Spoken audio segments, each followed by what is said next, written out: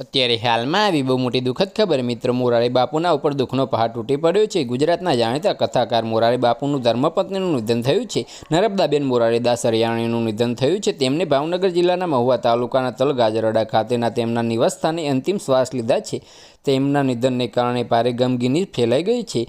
નર્મદાબેન સાથે મોરારી બાપુના લગ્ન વણુ ગામે થયા હતા। તેમની અંતિમ વિધિ આજે સવારે 9 વાગે તલગાજરડા મુકામે યોજવામાં આવશે। તેમના નિધનના સમાચાર મળતા જ સમગ્ર વિસ્તારમાં શોકની લાગણી છવાઈ ગઈ છે।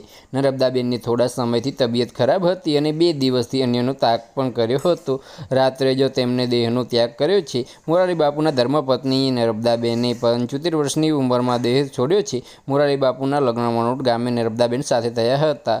આજે તેઓની સમાધિ વિધિ તલગાજરડા મુકામે કરવામાં આવશે। મોરારી બાપુના ધર્મપત્ની નર્મદાબેન ગઈકાલે મોડી રાત્રે 1:30 વાગે દેહ ત્યાગ કર્યો હતો। તેમના પાર્થિવ દેહોને તલગાજરડાના નિવાસ સ્થાને સમાધિ આપવામાં આવી છે। બસ આજ માટે આટલું જ, અને મારી યુટ્યુબ ચેનલ પર નવા હોય તો લાઇક, શેર અને સબસ્ક્રાઈબ કરી દેજો। ધન્યવાદ।